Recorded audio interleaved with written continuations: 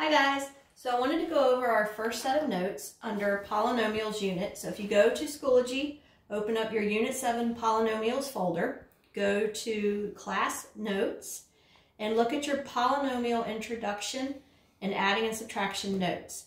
So I'm going to go over a little bit of that with you today so that you'll know how to do it.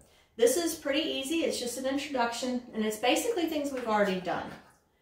So first of all, a polynomial is an expression that consists of many terms. Now we've done monomials, which was one. Now we're doing poly, which is many. Remember when you write these, they are to be in ABC order and the highest exponent first. Now, looking at your notes page, you'll see where it talks about classifying polynomials, and it talks about degree and number of terms. I am not worried about you knowing that. You are not going to get asked that on any test.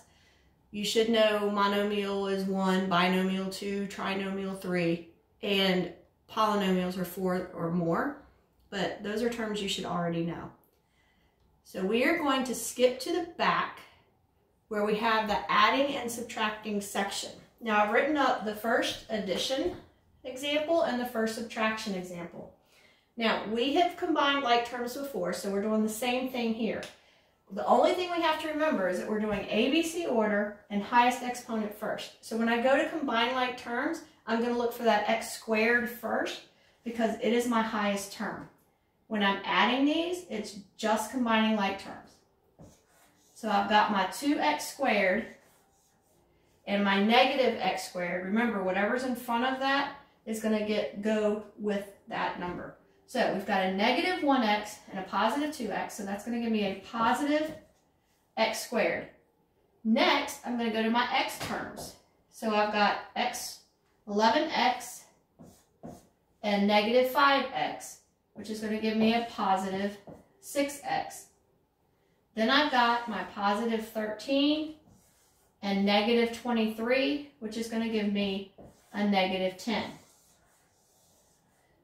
So adding polynomials is just like adding the monomials like we did last lesson. When we subtract, there's one thing we have to remember. We have to think of this as our negative 1. So that's going to change the signs of everything in there. So this negative 1 is going to make this a negative 7x. It's going to make that a negative 3x. And it's going to make it a negative 1. Now we can go ahead and combine like terms.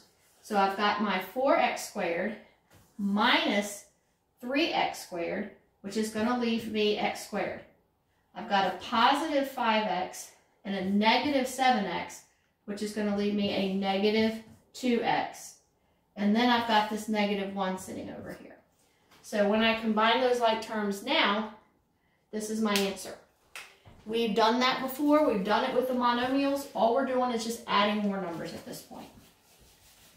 So let's try a couple more together. So let's scroll down and look at, let's do number 17. So 17 is 8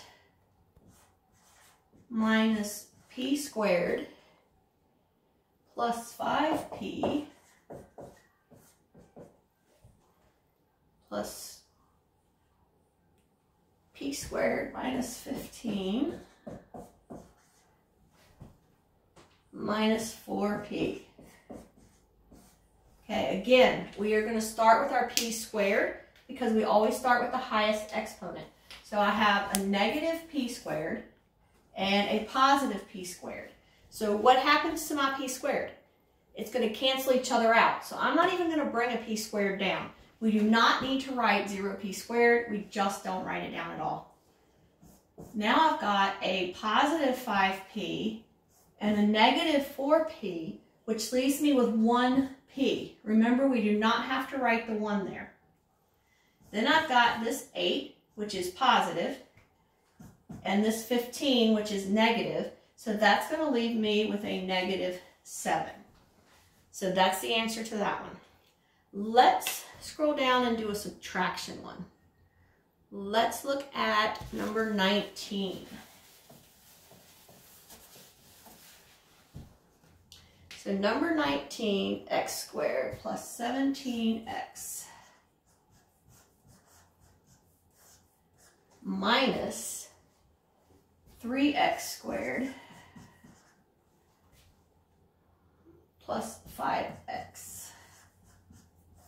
Again, remember this negative is like a -1 being distributed to both of those.